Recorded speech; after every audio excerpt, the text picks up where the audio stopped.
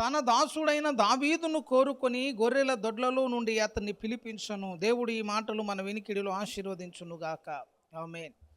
చదవబడిన లేఖన భాగాన్ని మనం ఒకసారి పరిశీలించినట్లయితే పరిశుద్ధాత్మ దేవుడు ఓ ప్రాముఖ్యమైనటువంటి అంశాన్ని మనకు జ్ఞాపకము చేస్తూ ఉన్నాడు. లేఖనాలను పరిశోధిస్తున్నప్పుడు ఒక చక్కని అంశం మనకు అర్థం కావాలి. ఏంటి ఆ అంశం అనంటే, ఎన్నిక లేని వారిని దేవుడు ఎన్నిక చేస్తున్నట్లుగా, ఎన్నిక లేని వారిని దేవుడు ఘనపరుస్తున్నట్లుగా మనకు లేఖనాల్లో చాలా సందర్భాల్లో కనిపిస్తుంది. ఇశ్రాయేలుకు మొదటి రాజైనటువంటి సౌలు పెద్దవాడు గొప్పవాడేం కాదు. గోత్రములన్నిటిలో అల్పుడైనటువంటి సౌలు ఇశ్రాయేలుకు శిరస్సు అయ్యాడు. ఆ విషయాన్ని సౌలుకి చెప్తే సౌలే నమ్మలేకపోయాడు. తర్వాత కాలంలో ఎస్తేరు, ఒక దీనురాలుగా ఉన్నటువంటి ఎస్తేరుని దేవుడు అభిషేకించి 123 సంస్థానాలపైన అధికారిగా దేవుడు ఆమెని నియమించాడు. దేవునికి ఇష్టం లేని మోయాబు సంతానములో నుంచి వచ్చినటువంటి రూతు, మోయాబుకు ఒక ప్రతినిధిగా ఉన్నటువంటి రూతు తర్వాత బోయాజుకు భార్యగా మార్చబడింది. వీరందరూ చెప్పుకోదగినటువంటి జీవితం కాదు, గొప్ప స్థాయి కాదు, అల్పులు అని చెప్తున్నాను, చాలా చిన్నవారు అని చెప్తున్నాను. అటువంటి వారిని దేవుడు వాడుకున్న ఉన్నతమైన స్థితిలోనికి దేవుడు వారిని నడిపించడానికి ఇష్టపడ్డాడు. ఎందుకు అనంటే, వారిలో ఉన్నటువంటి భక్తి లక్షణాలను బట్టి, వారిలో ఉన్నటువంటి భక్తి కార్యములను బట్టి.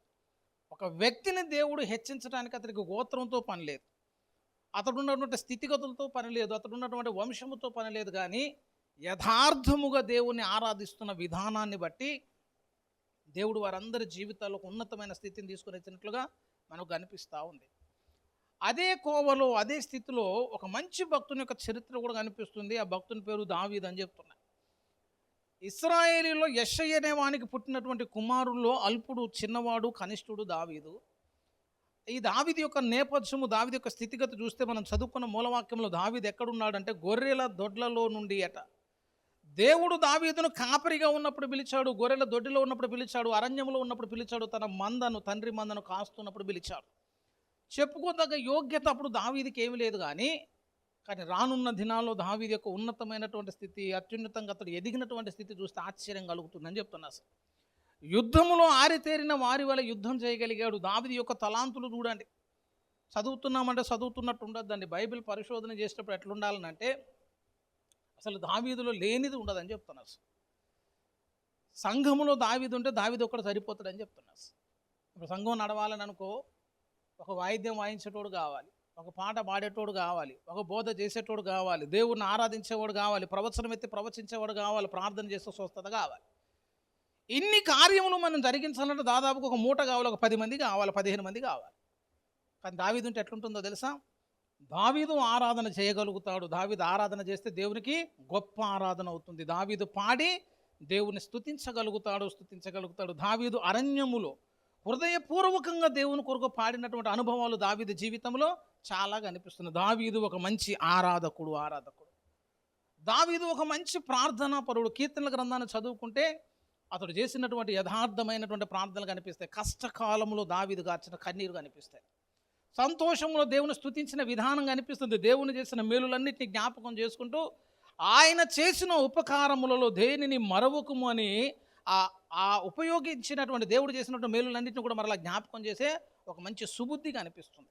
ఒక మంచి ప్రార్థనా పరుడిలాగా దావీదుకు ఒక సాక్ష్యం ఉంది. మంచి ఉపవాస వీరుడు.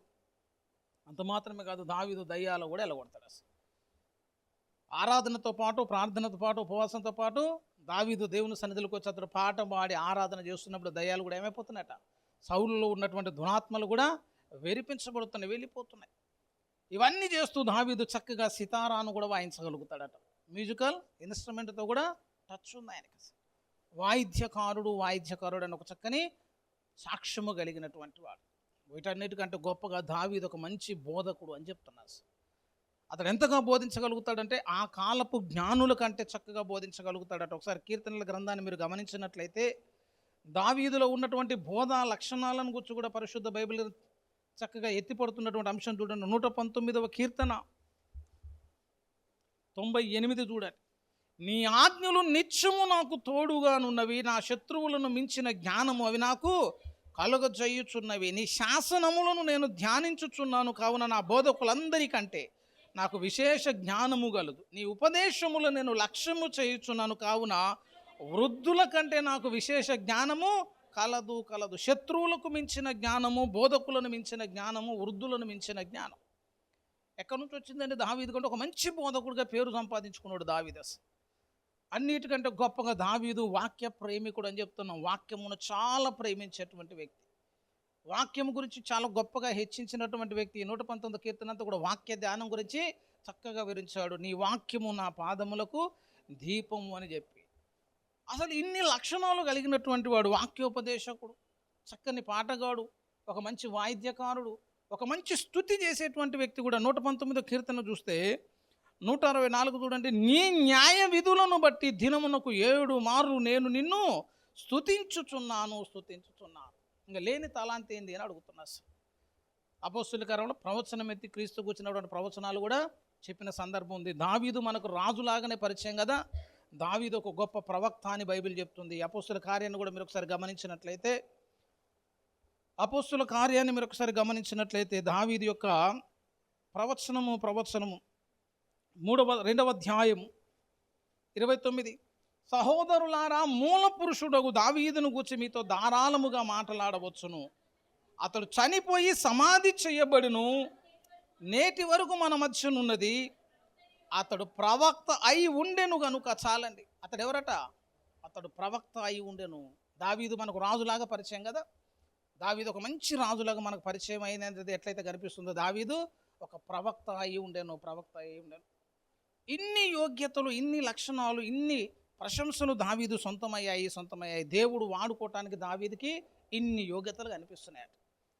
వీటన్నిటిని బట్టి కూడా కాదు దావీదును దేవుడు వాడుకున్నది తెలుసా.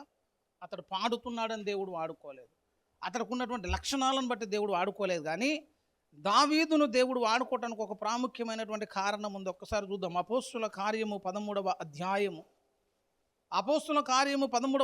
22వ వచనం చూడండి. తరువాత అతనిని తొలగించి దావీదును వారికి రాజుగా ఏర్పరిచెను.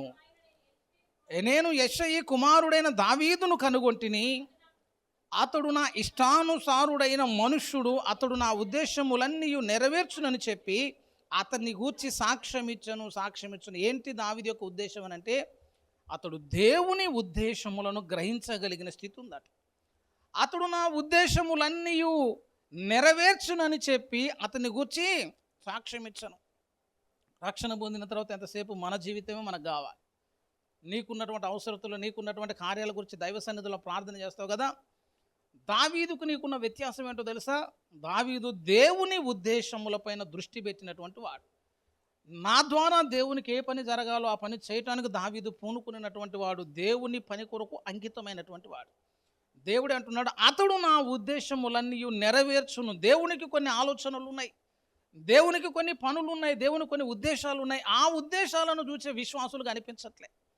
వెతుకుతున్నాడట దేవుడు. అసలు దేవుడు పని చేస్తున్నటువంటి కాలాల్లో దేవుడు వెతుకుతుంటే దేవుని పనికి ఉపయోగపడేటువంటి వాడు ఒక్కడైనా నువ్వు కనిపించట్లేదట. ఇర్మియా గ్రంథాన్ని ఒకసారి చూడండి. ఇర్మియా ప్రవచన గ్రంథాన్ని మీరు ఒకసారి గమనించినట్లయితే, ఇర్మియా గ్రంథంలో దేవుని యొక్క వెతుకులాటలో 5వ అధ్యాయము 1వ వచనం చూడండి. 5:1 యెరూషలేము వీధులలో ఇటు అటు పరిగెత్తుచు చూచి తెలుసుకొనుడి, దాని రాజ వీధులలో విచారణ చేయుడి, న్యాయము జరిగించుచు నమ్మకముగా నుండ యత్నించుచున్న ఒకడు మీకు కనబడిన ఎడల నేను దానిని క్షమించుదును. ఇశ్రాయేలులో అట్లాంటి ఒక్కడు లేడట. ప్రవక్త ప్రార్థన చేస్తున్నాడు, ప్రభువా ఇశ్రాయేలులో ఉన్నటువంటి ఈ అవిధేయులను క్షమించాలి ప్రభువా అని అడుగుతున్నప్పుడు, నువ్వు వీధులలో వెతుకు, ఒకసారి పరిశీలన చేయి ఇర్మియా. నమ్మకంగా ఉన్నవాడు ఒకడు చూస్తే చెప్పు, న్యాయము జరిగించేవాడు ఒకడు ఉన్నా చెప్పు, అప్పుడు దీన్ని ఏం చేస్తానంటే నేను క్షమిస్తాను. అట్లాంటి స్థితిగతులు ఉన్నాయి. సౌలు యొక్క జీవితము దేవునికి అవిధేయుడిగా మారిపోయిన తర్వాత దేవుడు ఇశ్రాయేల్లో వెతకటం మొదలుపెట్టిండాడు. దేవుడు వెతుకుతూ ఉన్నప్పుడు ఇశ్రాయేల్లో దేవుడికి కనిపించినటువంటి యోగ్యుడి పేరే దావీదు అని చెప్తాను. ఎక్కడ దొరికాడో తెలుసా? నేను దావీదును, యెషయి కుమారుడైన దావీదును కనుగొంటిని. దేవుడి పని చేసేవాడు ఎక్కడున్నాడు? దేవునికి హృదయం ఇచ్చేవాడు ఎక్కడున్నాడు? దేవుని ఉద్దేశాలు కనుక్కునేవాడు ఎక్కడున్నాడు? దేవుని కొరకు పని చేసే ఆ యోగ్యుడు ఎక్కడున్నాడని దేవుడు వెతికితే ఆ రాజా అంతఃపురాల్లో కనబడట్లేదట. సౌలు దగ్గర కనిపించట్లేదు. ఎక్కడ కనిపించట్లేదు? ఎక్కడున్నాడో తెలుసా? ఆయన గొర్రెల దొడ్డిలో ఉన్నప్పుడు దేవుడు ఆయన పిలవడానికి ఇష్టపడ్డాడు. ఉద్దేశములు గ్రహించగలిగాడు.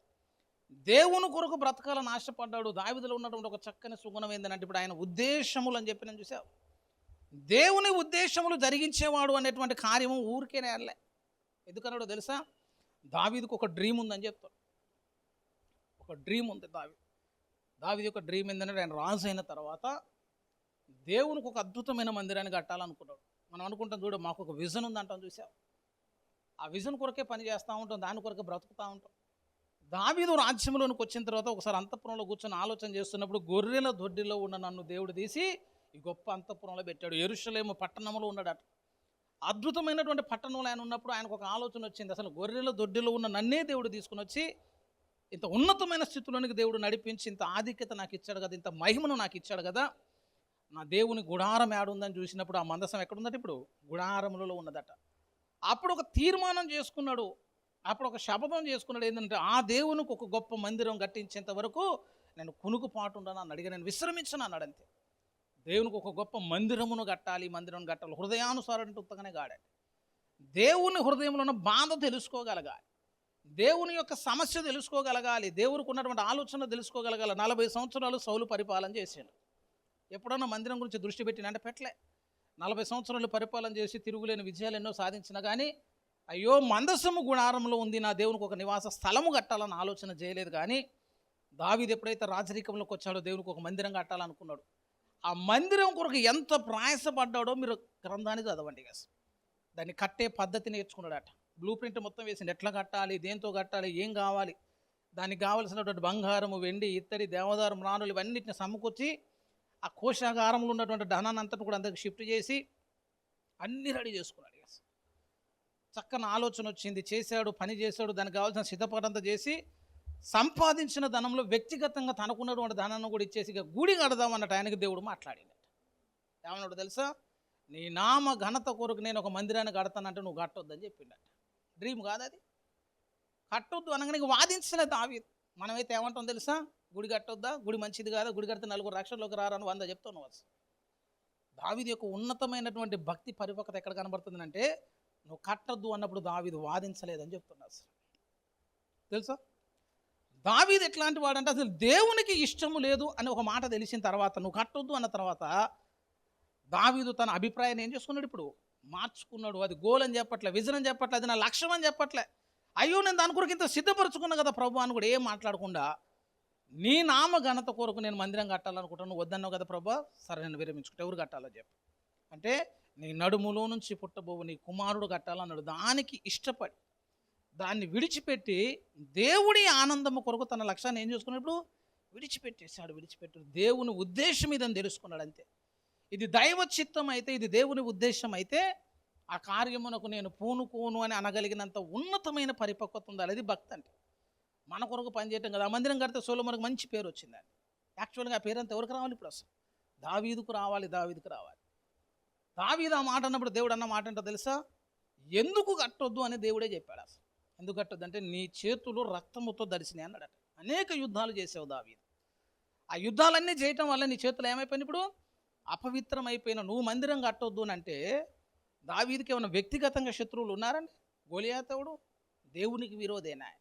చేసిన యుద్ధాలన్నీ ఎవరికంటే యెహోవా యుద్ధాలని పేరు పెట్టబడింది. దేవుని కొరకే యుద్ధం చేశాడు, దేవుని కొరకే ప్రయాసపడ్డాడు. దేవుడు చెప్పిన ప్రతి అంశమునకు విధేయత చూపి ఆ మాట చెప్పినప్పుడు కూడా దావీదు ఏం చేసినట్టు మౌనంగా నిలిచిపోయాడని చెప్తున్నా. ఇప్పుడు నాకు చెప్పండి, నీ జీవితంలో ఒకటి దేవుడు వద్దన్న తర్వాత, ఈ జీవితంలో ఏదైనా దేవుడు వద్దన్న తర్వాత, నీకు ఇష్టమైనది వద్దన్న తర్వాత, నీ లక్ష్యం అనుకున్నది వద్దన్న తర్వాత, నీ డ్రీమ్ అనుకున్నది వద్దన్న తర్వాత నువ్వు వెంబడించగలుగుతావండి? అప్పుడు ఏమంటావు అంటే, వాదించడానికి మొదలు పెడతావు. మోషే భక్తుడు ఒక మాట అంటాడు, ఆ వాగ్దాన దేశంలోనికి నేను నిన్ను తీసుకొని పోనన్న తర్వాత మోషే దేవునితో వాదించడం మొదలు పెడితే దేవుడు విసిగిపోయి ఒక మాట అంటాడు, ఇంకా నువ్వు ఆ విషయం గురించి నాతోటి నువ్వు మాట్లాడొద్దు మోషే అంటాడు. అంతే. మోషే కూడా అడుగుతున్నాడు, ఒకసారి చూస్తానయ్యా, కానానును చూస్తాను, వాగ్దాన దేశాన్ని చూస్తానంటే ఆ విషయంలో నువ్వు నాతో మాట్లాడొద్దు, నా చిత్తము కాదు అన్నాడు. అంతే. మాట్లాడకుండా తన ఉద్దేశాన్ని మార్చుకున్నాడు. భక్తుడు అనేవాడు ఎప్పుడైపోతాడనంటే, పరిపక్వమైన భక్తుడు ఎప్పుడవుతాడంటే, నీ ఇష్టములన్నిటిని దేవుడు వదులుకోమన్నప్పుడు కూడా నువ్వు ఇష్టపడి వదులుకోవాలని చెప్తాను. అసలు చేయగలుగుతాం అట్లా? మరి ఒకసారి బిల్లీ గ్రహం గారి లైఫ్ స్టోరీ చదవండి. క్రీస్తు రాయబారి అని ఉంటుంది, రైట్. మంచి దేవతడు, దీర్ఘాయువు, చక్కగా 99 సంవత్సరాలు బతికిండు. అసలు బ్యాక్గ్రౌండ్ ఏం లేదు, చాలా పావర్టీ, చాలా పేదరికం నుంచి వచ్చినటువంటి వ్యక్తి, పాలమ్ముకునేటువంటి కుటుంబం. అసలు ఒకటే ఒక ఆశ, దేవుని కొరకు సేవ చేయాలని ఆశ ఒకటే ఉంది, అంతే, ఏం లేదు ఆయన దగ్గర. బాగా చదువుకున్న వ్యక్తి కాదు, బాగా పండితుడు కాదు, బాగా వాక్య జ్ఞానం ఉన్నటువంటి వ్యక్తి కూడా కాదు. వాక్యం నాకు అంతగా రాదు, నాకు సువార్త ఒకటే వచ్చినా కూడా ఓపెన్గా చెప్పగలిగినంత సామర్థ్యం ఉందని చెప్తాను. అంత చక్కగా విశాల హృదయం ఓపెన్గా మాట్లాడేటువంటి స్థితి. బిల్లీ గ్రహం గారు ప్రపంచ దేశాల తిరిగి సువార్త చేస్తూ ఉండదు. అమెరికాలో ప్రెసిడెంట్ అందరూ కూడా ప్రార్థన చేసేది బిల్లీ గ్రహం గారే. బిల్లీ గ్రహం గారిని అట్లా ఎట్లా వాడుకుంటుంటే ఎవరికి అర్థం కావట్లేదు, ఎందుకంటే ఏం బ్యాక్గ్రౌండ్ లేదు కదా, పెద్దగా ఏమీ ఉన్నట్టుగా అనిపించట్లేదు, కానీ గాస్పెల్ ఒకటి చెప్తాడు, సువార్త చెప్తాడు బాగా. ఈ ఒక్క సువార్తను బట్టి ఇంతగా వాడుకోవడానికి అసలు కారణం ఏంటి? ప్రార్థన చేస్తారంటే బిల్లీ గ్రహం గారు అంటే ఎక్కువ ప్రార్థన చేసేటోళ్ళు ఉన్నారు, సువార్త చెప్తారంటే బిల్లీ గ్రహం గారి కంటే ఎక్కువ సువార్త చెప్పేటోళ్ళు ఉన్నారు. అయినా వారికి రాని అవకాశాలు, వారికి రానటువంటి ఆప్షన్స్ ఈయనకు వస్తున్నాయి. ఎట్లా వస్తున్నాయంటే ఎవరికి అర్థం కాలే. నేను కూడా అనుకున్న బిల్లీ గ్రహం గారు పెద్దగా ఏం చెప్పరు కదా, అన్ని దేశాలు తిప్పి దేవుడు వాడుకోవాల్సినటువంటి అవసరం ఏంటంటే ఆయన జీవిత చరిత్రలో ఒక అద్భుతమైనటువంటి విషయం ఉందని చెప్తున్నా. ఆ ఒక్క విషయాన్ని బట్టి దేవుడు ఆయన దేశాలను తిప్పుకోగలిగాడు. ఏంటో తెలుసు, అది బిల్లీ గ్రహం గారు దేవుడు చెప్పినప్పుడు ఆయనకి ఇష్టమైన వాటన్నిటిని వదిలిపెట్టేసిండట. ఇష్టమైన వాటిని వదిలిపెట్టిండు. ఇష్టమైన అంటే మళ్ళీ మామూలుగా ఇష్టమైనవి కాదు, అసలు ఆయనకు అవి డ్రీమ్స్ అని చెప్తున్నా. అసలు బిల్లీ గ్రహం గారికి బేస్బాల్ అంటే బాగా ఇష్టం. అసలు ఆ బేస్బాల్ ఆడి పొద్దున్నే లేచి 4:30 ఆ టైంకి లేచి చక్కగా గ్రౌండ్కి వెళ్ళి కొద్దిసేపు ప్రార్థనలు గడిపి తర్వాత బేస్బాల్ ప్రాక్టీస్ చేసి తర్వాత ఇంటికి వచ్చేటోడు. ఇలా రోజు ఆడుకొని ప్రార్థన చేసి ఇంటికి వస్తున్నప్పుడు దేవుడు ఒక రోజు అన్నాడట, బిల్లీ గ్రహం, నేను నీకు ఒకటి అడగాలని అనుకుంటున్నా అని అన్నాడట. అడుగు ప్రభు అన్నాడట. నేను అడిగితే ఏదైనా చేస్తావా అని అన్నాడట. ఏదైనా చేస్తా ప్రభు అన్నాడట. 17-18 సంవత్సరాలు ఆట అంటే బాగా ఇష్టమున్న వ్యక్తితో దేవుడు అన్నాడు, ఇక నువ్వు ఎప్పుడు బేస్బాల్ ఆడొద్దు అన్నాడట. ఇప్పుడు బేస్బాల్ ఆడటం తప్ప అండి? తప్పేం కాదు, ప్రార్థన చేసుకుని ఆడుతున్నాడు. మరీ దాని కొంచెం ఎక్కువ టైం ఏం స్పెండ్ చేయట్లే, మొత్తం అన్ని వదిలిపెట్టి దాని వెనక తిరగట్లే. ఆయనకి ఇష్టం ఉంది, ఒక మంచి బేస్బాల్ ప్లేయర్ కావాలని ఆశపడ్డాడు, ఇంటర్నేషనల్ ప్లేయర్ వెళ్ళాలని ఆశపడ్డాడు, అంతే. అని అంత ప్రార్థన చేసుకుంటున్న దేవుడు ఆ మాట అనేసరికి గుండె పగిలిపోయింది. ఎప్పుడు ఆడొద్దనేసరికి ఎట్లా ఆడుకుని ఉంటాడు? ప్రభు నా వల్ల కాదన్నట్టు 2వ రోజు, మళ్ళా ప్రభు నా వల్ల కాదండి 3వ రోజు. దినాలు గడిచిపోతున్న కొద్దిగా ప్రార్థన చేయలేకపోతున్నట్టు. దేవునితో సమాధానం లేదు కాబట్టిగా ప్రార్థన ముందుకు పోవట్లే.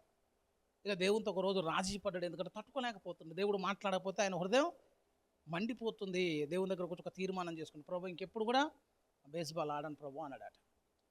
వాడుకునేటప్పుడు దేవుడు హృదయాన్ని మొత్తం ఎట్లా చేస్తాను చూడండి. అసలు అంత నలపాల్సిన అవసరం ఉందా అండి?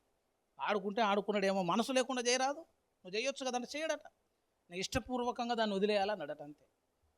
బేస్బాల్ చిన్నగా మర్చిపోవటం మొదలుపెట్టింది. అసలు కొన్ని రోజులు గడిచిపోయాయి, చక్కగా 23-24 సంవత్సరాలకు వచ్చినాయి. అప్పటిదాకా ఇప్పుడు కూడా మళ్ళీ బేస్బాల్ ఆడిన దాఖలాలు కనిపించట్లేదు. 23-24 సంవత్సరాలకు రాగానే ఒక మంచి ధనికురాలైనటువంటి ఒక యవ్వన స్త్రీ బిల్లీ గ్రహం గారిని చూసి లవ్ చేసిందట. బిల్లీ గ్రహం గారు కూడా లవ్ చేసింది. ఆ మంచి ధనికమైనటువంటి స్త్రీ, చాలా రిచ్, దానికి తోడు మంచి స్పిరిచువల్ బ్యాక్గ్రౌండ్ ఉన్న అమ్మాయి. వారి ఇరువురు మ్యారేజ్ చేసుకుని ఒక గొప్ప పరిచయం చేద్దామని చెప్పి అన్ని రకాలుగా సిద్ధపడ్డారని చెప్తాను. ఇక అసలు అబ్జెక్షన్ లేదు, 2 సైడ్ ఫ్యామిలీస్లో ఇబ్బంది లేదు, ఎక్కడ అభ్యంతరం లేదు. ఆమెకి ఈయన ఇష్టం, ఈయనంటే ఆమెకి ఇష్టం, అన్నీ జరిగిపోయాయి. అసలు పెళ్లి చేసుకోవడం ఒక్కటే ఉంది. ఇష్టాలన్నీ అయిపోయి ఆమె ఒక రోజుగా ప్రపోజ్ చేద్దామని వచ్చిందట. ఆ ప్రపోజ్ చేద్దామని రేపు వస్తుందనగా దేవుడు ముందే చెప్పిండు, రేపు ఆమె వచ్చి నీకు ఐ లవ్ యూ అని చెప్తుంది బిల్లీ గ్రహం. అంటే మంచిది ప్రభు, కానీ నువ్వు మాత్రం ఇష్టపడనని చెప్పాలని అన్నాడట. ఆమె నేను చేసుకోను అని చెప్పాలి అనేసరికి ఈయన గుండె పగిలిపోయింది. అసలు ఎందుకు చేసుకోదు ప్రభు? మంచి భక్తి రాలు కదా, అన్యురాలు ఏమన్నా సేవకురాలు, సండే స్కూల్ నడుపుతుంది, పాటలు మాడుతుంది, నాకు సాటి అయిన సహకారం, అన్ని రకాలుగా ప్రయోజనం, ఫ్యామిలీ ఒప్పుకున్నది, ఏం గొడవలు లేవన్న తర్వాత లేదు అవన్నీ చెప్పొద్దు, నువ్వు ఆమె చేసుకోవద్దు అన్నాడట. ఆమె నాకు ప్రాణం అన్నాడట, అయినా చేసుకోవద్దాడు. ఆమె నాకు ఇష్టం అన్నాడు, అయినా చేసుకోవద్దాడు. నువ్వు ఎన్ని చెప్పినా కూడా అవతల నుంచి ఒకటే ఒక సమాధానం, ఆమెను విడిచిపెట్టాడట. ఏం కారణం చెప్పాలి ప్రభు అన్న కూడా ఏం కారణం లేదట. దేవుడు కూడా కారణం ఏం లేదని చెప్పి తెల్లారా మంచిగా తయారై వచ్చిందట. చక్కగా కారులో వచ్చి లిప్స్టిక్ పెట్టుకొని, హై హీల్స్ వేసుకొని, చక్కగా డ్రెస్అప్ అయ్యి బిల్లీ గ్రహం ఐ లవ్ యూ అనగానే ఈయన గుండె పగిలిపోయింది. అసలు ఏం మాట్లాడాలో అర్థం కాదు. ఇష్టము లేదు అని చెప్పడానికి చాలా కష్టమైంది, కానీ చెప్పాల్సిన పరిస్థితి వచ్చింది. చెప్పేసి దెబ్బగా కళ్ళు తిరిగి పడిపోయిందట. హాస్పిటల్లో జాయిన్ చేశాడు, మాట్లాడాడు, విడిచిపెట్టాడు. మళ్ళీ ఆ రోజు నుంచి ఆమె ముఖం చూసింది లేదట. ఇవన్నీ చెప్పుకున్నంత ఈజీగా ఉంటాయండి? ఇష్టమైన ఆటను వదిలిపెట్టమన్నావు, ఇష్టమైన అమ్మాయిని వదిలిపెట్టమన్నావు, ఎందుకు వదిలిపెట్టాలి ప్రభు అన్న క్వశ్చన్స్ కూడా లేవు. ఆ రోజు వదిలిపెట్టింది అంతే. అసలు మళ్ళీ ఆమె జీవితం వైపు కూడా తిరిగి చూడలేదు. అట్లాంటివి బిల్లీ గారి జీవితాలు కొన్ని ఉన్నాయని చెప్తున్నా. అసలు ఒకటి కాదు, 2 కాదు, అట్లా 10ల్లో ఉన్నాయట. దేవుడు నిన్ను వాడుకోవాలనుకున్నప్పుడు ఆయనకంటే ఎక్కువ ఇష్టమైనది ఏది నీ దగ్గర ఉంచడని చెప్తున్నా అసలు. ఆయనకంటే బాగా ఇష్టపడతా అంటారు కొంతమంది. నాకు అది ఇష్టం ఇది ఇష్టం అంట కదా. చిన్నది కూడా దేవుని యొక్క వ్యక్తిత్వం చెప్తున్నా, దేవుడు వాడుకోవాలన్న విధానం చెప్తున్నా. బిల్లిగ్రహం గారికి బాగా వాచీలో పిచ్చి ఉంటుందట. ఒక మంచి వాచి పెట్టుకుని అది అందరూ కనబడాలంట. ఈ బటన్ కూడా కొద్దిగా పైకి లేపి ఆ వాచ్ అట్లా కనబడాలని చెప్పి ఆ వాచి పెట్టుకొని పోతే ఎప్పుడు మీటింగ్ పోయినా దాన్ని మర్చిపోడట అసలు. దేవుడు ఒక రోజు అన్నాడు, బాగా పెట్టుకుంటున్నాక ఆ వాచికి అది తీసే అన్నాడట. అంతే. ఇక ఆయనకు అలవాటు అయిపోయింది. ఎందుకంటే ఉన్నోళ్ళందరూ తీస్తున్నావు, నాకు ఇది ఒక లెక్కన అంటున్నా. ప్రేమించిన అమ్మాయిని వదిలేమన్నావు, ఆడే ఆటను వదిలేమన్నావు, ఇది వదిలేమన్నావు. ఇక ఆయన ఎట్లా ఫిక్స్ అయిపోయింది, ఏదైనా చెప్పుకో, చేసేదేం లేదు ప్రభు, నువ్వు ఉంటున్నావుగా, నువ్వు నాతో ఉంటే చాలుగా, ఏది నాకు అక్కర్లేదని చెప్పి అట్లా ఒక్కొక్క దాన్ని దేవుడు తీసేయటం మొదలుపెట్టాడు. ఆయనకి ఇష్టమైనది అన్నది ఏది లేకుండా దేవుడు ఆయన హృదయంలో చూసినప్పుడు దేవుడే కనిపించే రోజు వచ్చిందట. అంతే. ఇక బిల్లిగ్రహం నీకు ఏమంటే ఇష్టమనంటే ఆయన హృదయంలో చూస్తే దేవుడు కనిపించే స్థితి వచ్చిందట. ఇక ఆ రోజు నుంచి వాడుకోవటం మొదలుపెట్టినాడు. దేశాలు తిరిగిందని చెప్తున్నాం. బిల్లిగ్రహం గారు చేసినటువంటి సేవ అద్భుతమైనటువంటి సేవ. ఆయన మాట్లాడి యేసయ్యే రక్షకుడని ప్రకటన చేసి చేతులెత్తమన్నప్పుడు అనేక మంది చేతులెత్తి హృదయాన్ని ప్రభుకి ఇచ్చేటోళ్ళట. లోతైన వాక్యం చెప్పిండని కాదు, హృదయం నిండా క్రీస్తు ఉన్నాడు అని చెప్తాను. అది గొప్పతనం. గుండెల నిండా క్రీస్తుని నింపుకొని, క్రీస్తు ప్రేమ నింపుకొని, క్రీస్తు శిలువని చెప్పిండు కాబట్టి అక్కడ కూర్చున్న వాళ్ళందరూ చేతులు ఎత్తుటలు, అయ్యా మేము యేసయ్యను రక్షకుడికి అంగీకరిస్తామయ్యా, యేసయ్య మాకు అర్థమయ్యాడయ్యా అని చెప్పేసి జనాలు చేతులు ఎత్తుతున్నప్పుడు వీళ్ళందరికీ ఆశ్చర్యం కలిగేది. ఇంత సామాన్యమైన మాటలకు హృదయాలు ఎలాగో మార్చబడుతున్నాయి, బండలాంటి హృదయాలు కూడా పగలగొట్టబడుతున్నాయి. ఎలాగంటే వెనుకున్నటువంటి సమర్పణ అదని చెప్తున్నారు. అసలు భక్తి అట్లా చేసింది. ఆయన దేవుని ఉద్దేశములను గౌరవించిన వ్యక్తి, దేవుని ఇష్టమునకు భిన్నంగా ఏమి చెయ్యని వ్యక్తి, బ్రతుక్కాలం అంతా దేవుడు చెప్పినటువంటి అడుగుజాడలో నడిచినటువంటి వ్యక్తి. అది కాదు సాక్ష్యం అంటే. అట్లా పోలినటువంటి జీవితం అది. దావీదు కూడా ఏం చేస్తాడంటే ఇక దేవుని సన్నిధిలో ప్రార్థన చేస్తాడు. అంతే. విచిత్రం తెలుసా, ప్రార్థన చేస్తాడంటే నీ అవసరం కొరకు ప్రార్థన చేయటం కాదు. దావీదు ఎంత ప్రార్థన చేసేటువంటి వ్యక్తి, ఎటువంటి స్థితిలో ప్రార్థన చేసే వ్యక్తి అని అంటే, మీరు ఒకసారి దావీదు యొక్క పరివారం మీదకి వచ్చినటువంటి శిక్ష చూడండి. ఆ కుటుంబం మొత్తం మీద కూడా శత్రువులు వచ్చి చేసినటువంటి కార్యము కనిపిస్తుంది. ఎప్పుడు ప్రార్థన చేస్తాడో ఒకసారి ఆ విషయం చూస్తే మనకు ఆశ్చర్యం కలుగుతుంది. సమూయేలు గ్రంథాన్ని ఒకసారి మీరు గమనించినట్లయితే, మొదటి సమూయేలు గ్రంథము 30వ అధ్యాయము, 1 Samuel 30th చాప్టర్. దావీదును అతని జనులు 3వ దినమందు సిక్లాగునకు వచ్చిరి. అంతలో అమాలేకులు దండెత్తి దక్షిణ దేశం మీదికి సిక్లాగు మీదికి పడికొట్టి దానిని తగులబెట్టి గనులనేమి అల్పులనేమి అందులోని ఆడవారందరిని చెరపట్టుకొని చంపక వారిని తీసుకుని వెళ్ళిపోయి ఉండిరి. దావీదును అతని జనులు పట్టణమునకు వచ్చి అది కాల్చబడి ఉండుట తమ భార్యలను కుమారులను కుమార్తెలను చెరలోనికి తీసుకొని పోబడి ఉండి చూచి ఇక ఏడ్చుటకు శక్తి లేకపోవునంత బిగ్గరగా ఏడ్చిరి.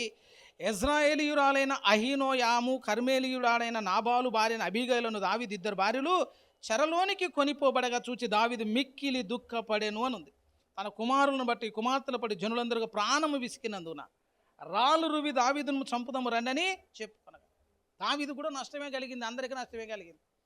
ప్రేమించినటువంటి భార్యలు కుమారులు కూడా పట్టబడ్డారు. వాళ్ళందరూ దోపుడు సొమ్ముగా పట్టుకొని పోతుంటే దావీదు ఏం చేసినాడో తెలుసా? దావీదు ఏం చెప్పినట్టు చిన్నగా ఏఫోదు తెమ్మన్నాడట.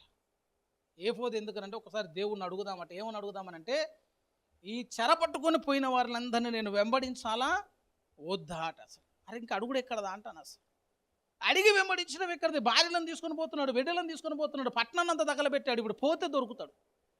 ఆయన కూడా దావీదు నేను పోవాలా వద్దు ఎవరు చెప్పాలట? ఇప్పుడు దేవుడు చెప్పాలట. ఆ మాత్రం చూడండి, 7వ వచనం చూడండి. పిమ్మట దావీదు ఏఫోదు తెమ్మని యాజకుడు అహీమెలెకు కుమారుడైన అబ్యాతారుతో చెప్పగా అబ్యాతారు ఏఫోదును దావీదు నొద్దకు తీసుకొని వచ్చెను. నేను ఈ దండును తరిమిన ఎడల దానిని కలుసుకొందునా అని యెహోవా యొద్ద దావీదు విచారణ చేయగా, యెహోవా తరుము, నిశ్చయముగా నీవు వారిని కలుసుకొని తప్పక నీ వారిని అందరిని దక్కించుకుందు అని సెలవిచ్చను. అప్పుడు పోయిండట. అసలు పోతాడండి? అసలు అడుగుతారా?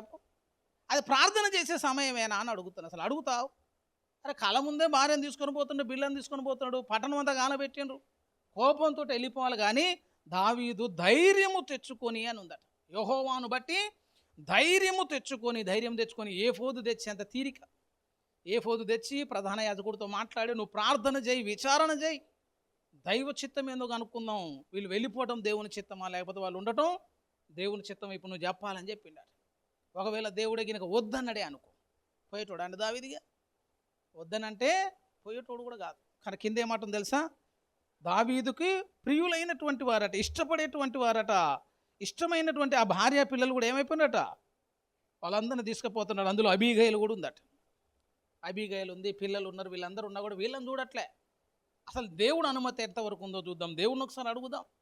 దేవుడు పొమ్మంటే పోదాం. ఈ స్థితి చూసిన ఒక పక్కన వాళ్ళకి ఏమనిపించిందండి, అరే భార్యను పట్టుకొని పోతున్నా, బిడ్డలు పట్టుకొని పోతాం, తొందరగా వెళ్ళి తరమాల. కానీ దేవుని చిత్తం ఏంటో విచారణ చేసి దేవుడు పొమ్మన్న తర్వాత దేవుని అనుమతి తర్వాత అతడు చక్కగా వెళ్ళి అక్కడ ఒక మాట ఉంది, దావీదు సమస్తమును తిరిగి సంపాదించుకునే మాట కనిపించింది. ఏం నష్టం జరగకుండా కోల్పోయిన వాటన్నిటిని తిరిగి దావీదు ఏం చేసుకున్నాడ, సమస్తమును తిరిగి సంపాదించుకును. దైవ ఉద్దేశం అంటే అంత పట్టుదల కలిగినటువంటి వ్యక్తిలాగా అనిపిస్తాడు దావీదు.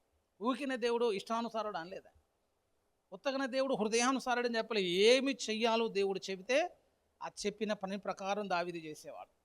ఆ పనుల్లో లాభం అంతా ఎవరికి వచ్చేది తెలుసా, దేవుడే లాభపడేటట్టు కార్యాలు ఉంటాయి, కానీ దావీదు పనులు కనిపించట్లే.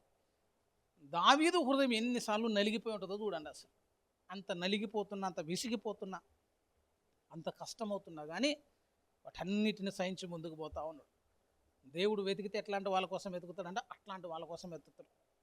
యెష్షయి కుమారుడైన దావీదులాగా నిన్ను వెతికినప్పుడు నువ్వు దొరకాలి అని అంటే ఎంతసేపు ఆడికొచ్చి నీ ఇష్టాలని చెప్తావు కదా, ఇక కూర్చొని లెక్క చెప్పమంటే మనకు అది ఇష్టం ఇది ఇష్టం 100 చెప్తావు.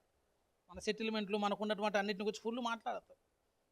భక్తుడు ఏమంటాడంటే నీ ఉద్దేశం ఏంటి ప్రభువా, నీకున్నటువంటి పనులేంటి, నా ద్వారా నువ్వు జరిగించాల్సినటువంటి కార్యములు ఏంటి అని వీటన్నిటి గురించి మాట్లాడి వాటన్నిటిని నెరవేర్చుకుంటూ వచ్చిందట. అసలు ఆ ఉద్దేశములన్నీ నెరవేర్చునని చెప్పి అతన్ని గురించి సాక్ష్యం ఇచ్చును. లాస్ట్కు దావీదుని దేవుడు ఎట్లా చేసిందంటే ఒక కొలమానం లాగా చేసిండట. ప్రమాణం. దావీదు జీవించిన జీవిత విధానము ఒక అందరికీ మాదిరి అని చెప్పి రాజులతో మాట్లాడినా, రాజుల గురించి మాట్లాడి ఏమంటాడంటే అతను దావీదు యొక్క పద్ధతి చొప్పున మొదటి రాజుల గ్రంథం చూడండి 11వ అధ్యాయము, మొదటి రాజుల గ్రంథము 11వ అధ్యాయము 4వ వచనం చూడండి. అతని భార్యలు అతని హృదయమును దేవతల తట్టు త్రిప్పగా అతని తండ్రి అయిన దావీదు హృదయము వలె అతని హృదయము దేవుడైన యెహోవా ఎడల యథార్థము కాకపోయాను. రాజు గురించి మాట్లాడేటప్పుడు దేవుడు ఎవరి గురించి మాట్లాడతాడో తెలుసా, దావీదులాగా చెప్తాడు. దావీదు హృదయములాగా వీళ్ళ హృదయం లేదు. దావీదు విచారణ చేసినట్లు వీళ్ళు విచారణ చేయలేదు. 2వ దినవృత్తాంతాల గ్రంథం కూడా గమనిస్తే 35వ వచనములో, 2వ దినవృత్తాంతాల గ్రంథం 35వ వచనాన్ని కూడా గమనిస్తే 34:2 అతడు యెహోవా దృష్టికి నీతిని అనుసరించుచు కుడికైనను ఎడమకైనను తొలగకుండా తన పితరుడైన దావీదు చూపిన ప్రవర్తనకు సరిగా ప్రవర్తించను. 3 తన ఏలుబడి యందు 8వ సంవత్సరంలో తాను ఇంకను బాలుడై ఉండగానే అతడు తన పితరుడైన దావీదు యొక్క దేవుని యొద్ద విచారించుటకు పూనుకొనిన వాడే. ఎవరితో మాట్లాడాలన్నా ముందు దావీదులాగా ఉండాలి. దావీదు హృదయంలాగా నీ హృదయం ఉండాలి. దావీదు అనుసరించినట్లు నన్ను అనుసరించాలి. దావీదు వెంబడించినట్లు వెంబడించాలి.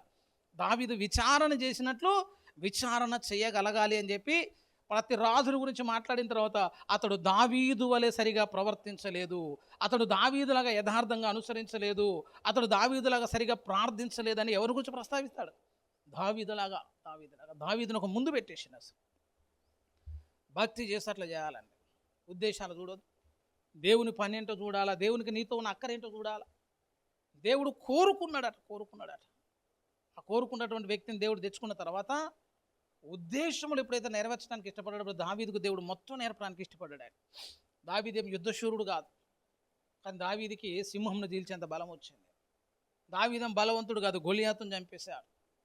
దావీదు అన్నీ చేయటానికి ఒక కారణం ఏంటో తెలుసా, ఈ విజయానికి ఉన్నటువంటి ఒక చక్కని కారణం ఏంటంటే యెహోవా అభిషేకం ఎవరి మీదకి వచ్చింది, ఇప్పుడు దావీదు మీదకి వచ్చింది. మొదటి సమూయేలు గ్రంథం 17వ అధ్యాయాన్ని గమనిస్తే ఈ గొప్ప కార్యములన్నిటిని చేయటానికి కావలసిన సామర్థ్యము, శక్తి, బలము దావీదు పొందుకోవటానికి ఉన్నటువంటి కారణం ఏంటంటే 16వ అధ్యాయము చూడండి, 16-13. సమూయేలు తైలపు కొమ్మును తీసి వాని సహోదరుల ఎదుట వానికి అభిషేకము చేశాను. నాట నుండి యెహోవా ఆత్మ అతని మీదికి బలముగా వచ్చెను, లేచి రామాకు వెళ్ళిపోయాను. యెహోవా ఆత్మ ఆయన మీదికి ఎట్లా వచ్చిందట, బలముగా దిగి వచ్చినట్టు. అర్థం ఏంటో తెలుసా, దేవుడికి ఉన్నటువంటి లక్షణాలు ఇక. దేవునిలో ఉన్నటువంటి సామర్థ్యము, దేవునిలో ఉన్నటువంటి బలము ఎవరి మీదకి వచ్చానంటే ఇప్పుడు దావీదు మీదకి వచ్చినాయి. దావీదు చూడటానికి బాలుడే, కానీ సింహాన్ని ఏం చేసిండట? తరిమేసిండట. దావీదు చూడడానికి చిన్నగానే ఉన్నాడు, గొలియాతుతోటి పోరాటం చేయగలిగాడు. అసలు యెహోవా ఆత్మ ఆయన మీదకి ఎప్పుడైతే వచ్చిందో ఆయన చేతికి దేవుడు యుద్ధమును నేర్పుతున్నాడని సాక్ష్యం చెప్పగలిగాడు. ఏం చేయకూడని దావీదుకి ఏమొస్తుందంటే అన్ని లక్షణాలు వచ్చేస్తున్నాయి. యుద్ధాభ్యాసం చేసిన అనుభవం వచ్చేసింది. పాటలు పాడగలుగుతున్నాడు, స్తుతించగలుగుతున్నాడు, ప్రార్థన చేయగలుగుతున్నాడు, అద్భుతాలు చేయగలుగుతున్నాడు. ఎట్లా అంటే ఆ రోజు యెహోవా ఆత్మ ఆయన మీదకి వచ్చింది మొదలుకొని దేవుని పనులను చేయటానికి దావీదుకు దేవుని శక్తి వచ్చిందని చెప్తున్నా. అసలు అభిషేకం కూడా అట్లా రావాలా, అందుకొరకు రావాలి. ఆ మధ్యలో ఒక ఆయన గట్ట అభిషేకం పొందుకున్నాడు. అభిషేకం పొందుకొని వివేచించే వరము, కొన్ని అదృశ్యమైనవి చూసే వరం ఇచ్చిన దేవుడు, బలంగా వాడబడాల్సినటువంటి దైవజనుడు. అట్లా చూసి పరిచయం చేసి పరిచయలకు ఫలం లేదని తర్వాత లంక మీద దౌడు మొదలుపెట్టిండు. అన్నీ కానొత్తంటే కింద లంక మీద దౌడితే ఇక మంత్రగాళ్ళందరితో కలిసి లంక మీద దౌడు మొదలుపెట్టిండు. ఇచ్చినటువంటి వరాలు దేనికి వాడాలి అంటే ప్రభు యొక్క పరిచర్య కొరకు వాడాలి. ఇచ్చినటువంటి వరాలతోటి దేవుని నామాన్ని మహిమపరచాలి. ఆయన చిత్తము నెరవేర్చడానికి దేవుడు నీకు ఇచ్చిన వరాలను దేవసేవలో వాడుకోవాలి. కానీ దేవుడు దావీదుకి ఇచ్చిన ప్రతి వరం కూడా దేని కొరకనంటే దేవుని ఉద్దేశాన్ని నెరవేర్చాలని మంటుంది. చూసావు, అది నెరవేర్చాలంటే నీ శక్తి సరిపోదు దావీదు. అవి నెరవేర్చాలంటే నీకు బలము కావాలి. ఆ బలం ఎక్కడి నుంచి వస్తుందంటే యెహోవా ఆత్మ రూపంలో వచ్చింది. అభిషేకం అంటాం దాన్ని.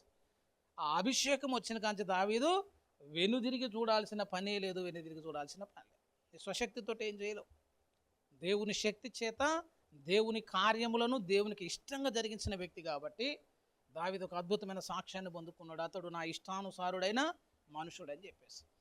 ఆ ఉద్దేశం ఎప్పుడైతే నీలోకి వస్తుందో నువ్వు ఏ స్థితిలో ఉన్న దేవుడు చూడని చెప్తున్నావు. నువ్వు ఎక్కడైనా ఉండాలి. బెన్సన్ అని చెప్పేసి ఒక మంచి దేవజనుడి చరిత్ర ఉంటుంది. ఎముకల్లో అగ్ని అనే టైటిల్ అది. ఆయన పుట్టడంతో వాళ్ళ నాన్న తీసేపోయి పెంట కుప్ప మీద వేసిండట. బాగా వీగున్నాడు, చూడటానికి మనిషి వీగున్నాడు, బలహీనుడు, చచ్చిపోతాడని చెప్పిండు డాక్టర్ కూడా. వానికి అనవసరంగా సేవలు చేసుడు, డబ్బులు ఖర్చు పెట్టాడు. ఎందుకని పుట్టిన నెలకే చచ్చిపోతాడు, వారానికి చచ్చిపోతాడు. డాక్టర్లు అనేసరికి పిల్లగాని తీసేపోయి పెంట కుప్ప మీద వేస్తే తల్లికి స్పృహ లేదు. వర్షం పడతా ఉంది, ఆ పెంట కుప్ప మీద పిల్లగాడు దడిసిపోతుండవు. చిన్నగా పిల్లగాని యొక్క ఏడుపు శబ్దం వినిపిస్తే కిటికీలోంచి చూస్తే తల్లడిల్లిపోయింది. అసలు గబాన్న లేచి వెళ్ళి ఆ పిల్లని తీసేపోయి హత్తుకొని ఇంట్లోకి తీసుకుని వస్తే భర్త ఒక మాట అన్నాడు, వాడిని తీసుకుని వస్తే నువ్వు కూడా ఇంట్లోకి రావద్దన్నాడట. ఏం చేసే దిక్కు లేక బిడ్డను తీసుకొని తల్లిగారింటికి వెళ్ళిపోయింది. అసలు పోషణ లేదు, చాలా దీనస్థితి, కడు పేదరికంలో పెరిగిండు. మరి చదివించేటువంటి స్తోమత కూడా లేదు. ఆడ ఈడ చాకిరి చేసి చాలా దీనస్థితిలో ఆయన చిన్నగా పెంచి పెద్ద చేయటం మొదలుపెట్టింది. తర్వాత రోజులు ఆయన అభిషేకం పొందుకున్న తర్వాత మంత్రగాలు ఆయన దగ్గరకు వస్తే వణికిపోయేటోళ్ళు. అసలు గొప్ప సేవ చేసింది. అసలు బెన్సన్ గారు లైఫ్ స్టోరీ చదవండి. పెంట కుప్ప మీద నుంచి ఉన్నతమైన స్థితిలో అనుకుని ఒక చక్కని టైటిల్ ఉంటుంది. ఎన్నిక లేని వాళ్ళగా ఆయన జీవితం ప్రారంభమైంది, కానీ దేశాలు తిరిగినాయని చెప్తున్నా. అసలు ఉన్నతమైనటువంటి పరిచయం ఆయన ద్వారా దేవుడు జరిగించడానికి ఇష్టపడ్డాడు. ఎందుకు అట్లా పోతారు అంటే దేవుని పని పట్ల వాళ్ళకు ఉన్నటువంటి ఆసక్తి అని చెప్తున్నా. అసలు పొందుకున్నటువంటి అభిషేకం దేవుడు వాడుకుంటున్న విధానాన్ని చూసిన తర్వాత వాళ్ళలో ఉన్నటువంటి ఆ పుష్పం ఎక్కడి నుంచి ఆ లిఫ్ట్ వస్తుందని అంటే దేవుడు హృదయాన్ని వాళ్ళు గెలవగలుగుతున్నారని చెప్తున్నారు. అంత గొప్ప ప్రభావం అభిషేకంలో ఉంటుంది. కాబట్టి దేవుని యొక్క ఉద్దేశాలపైన దృష్టి పెట్టాలి. కొన్నిసార్లు ప్రార్థన చేద్దాం, ఎంతసేపు నీ అవసరం కోసం చేస్తున్నావు, కానీ ఒకసారన్నా నా పని ఉంది, ఎవరిని పంపేదనంటే యెషయాలాగా నువ్వు అన్నాలా, నేనున్నాను ప్రభు నన్ను పంపు అన్నాడు యెషయా 6లో. గొలియాతును చంపడానికి ఎవరు పోవాలని అందరూ వెనకడికి వేస్తుంటే నేనున్నాను ప్రభు, నేను ముందుకు పోతాను, దావీదు ముందుకు పోయింది. అట్లా దేవుడే ఎన్నుకొని, దేవుడే పిలిచి, దేవుడే తీసుకుని పోయేటట్లుగా ప్రవక్తలకు చరిత్ర కనిపిస్తారు. అట్లాంటి చక్కని సిద్ధపాటు ఉండాలి. దేవుని ఉద్దేశాలపైన, ప్రణాళికలపైన దృష్టి కలిగి ఉండాలి. దేవుని హృదయ వాంఛన తీర్చగలిగిన వాడే దేవునికి ఇష్టానుసారుడు అవుతాడు. అటువంటి చక్కని భవిష్యత్తు దేవుడు మనకు కూడా అనుగ్రహించును గాక. రండి ప్రార్థన చేసుకుందాం, ప్రార్థించుకుందాం.